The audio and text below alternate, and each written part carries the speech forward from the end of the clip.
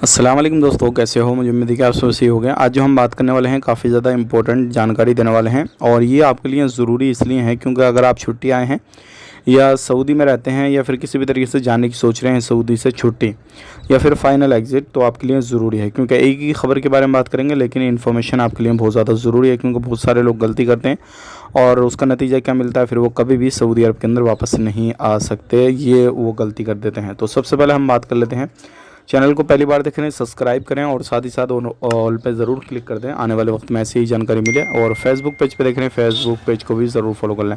सबसे पहले यहाँ पे हम बात कर लेते हैं, ये जो जानकारी है बहुत सारे लोग इस चीज़ को लेकर सवाल भी करते हैं और बोलते हैं कि भाई अभी हम अगर जाएँ तो छुट्टी जाने में फ़ायदा रहेगा या फिर यहाँ से फ़ाइनल एग्ज़िट करके जाएँ तो कैसे हमें फ़ायदा रहेगा, अगर हम रुकना चाहें तो बाद में तो कोई परेशानी नहीं आएगी। देखिए मैं आपको बता देता हूँ, यहाँ पे अगर आप किसी भी तरीके से सऊदी अरब में काम करते हैं 2 साल 4 साल 5 साल या फिर आपको कितना ही समय हो गया, अगर आप छुट्टी लेकर जाते हैं और अगर रुक जाते हैं तो सबसे पहला घाटा जो आपका होगा वो होगा 3 साल के लिए आप बैन हो जाएंगे। 3 साल तक आप कोई भी वीज़ा पे सऊदी अरब के अंदर नहीं आ सकते, इस चीज़ का आपने ध्यान देना है। दूसरी चीज़ ये है, अगर आप सऊदी अरब के अंदर वापस आना चाहते हैं तो आपको 3 साल तक वेट करना होगा।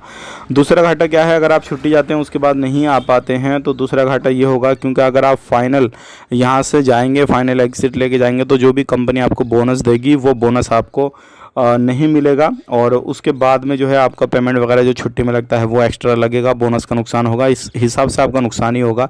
और अगर आप फाइनल एग्ज़िट जाते हैं तो जो बोनस रहेगा वो भी आपको मिल जाएगा और कभी भी दूसरे वीज़ा पे आप आना चाहेंगे उसके तुरंत बाद जाकर दूसरे नए वीज़ा पे महीना भर में 2 महीना में तो आप तुरंत आ सकते हैं, इसमें ये आपको बेनिफिट हो जाएगा। तो ध्यान रखिएगा, अगर आप छुट्टी आ रहे हैं तो छुट्टी को पहले कंप्लीट करके वापस से जाएं, फाइनल एग्ज़िट लेके वापस से फिर जो है वो अपने देश जाएं ताकि आप दोबारा से सऊदी अरब के अंदर आ सकें और आपकी जो है पाबंदी जो भी बंदिश वगैरह है वो ना लग सके। इस चीज़ का ध्यान रखें, बहुत सारे लोग कंफ्यूज रहते हैं जाएं ना जाएं, क्या करें क्या नहीं करें। तो उम्मीद करता हूँ ये चीज़ क्लियर होगी। अगर अभी भी आप कंफ्यूज हैं क्या करें क्या नहीं करें तो एज आपकी अगर ज़्यादा हो गई, मतलब 40+ एज है आपकी और आप सोच रहे हैं कि यार अब क्या आऊँगा क्या नहीं आऊँगा, तो फिर आपके लिए ठीक है, छुट्टी आपका मन करे तो आ जाइएगा, नहीं करे तो घर में फैमिली में रहिएगा, कोई मसला नहीं है। ये सारी चीज़ें होती हैं, तो इस तरीके से आप अपनी चीज़ों को देखिएगा। नहीं तो फिर अगर छुट्टी आएंगे रुकते हैं फिर आपका चारों तरफ से लॉस ही होने वाला है। छुट्टी में पेमेंट लगेगा, आपका बोनस नहीं मिलेगा, उधर फिर आप 3 साल तक सऊदी नहीं जा पाएंगे, फिर उधर बहुत सारी कंडीशन आपको लग जाएंगी और उसके बाद में भी जब जाएंगे तो बहुत सारी चीज़ों को देखा जाएगा। तो ये थी कुछ इन्फॉर्मेशन जो कि मैंने आप तक शेयर कर दी। बहुत सारे लोग इसके बारे में जानकारी चाह रहे थे तो मैंने सोचा क्यों नहीं आप लोगों को बताया जाए और सारी चीज़ें क्लियर कर दी जाए। तो इसी तरीके की इन्फॉर्मेशन के लिए हमारे साथ में जुड़े रहें। वीडियो देखने के बहुत बहुत शुक्रिया।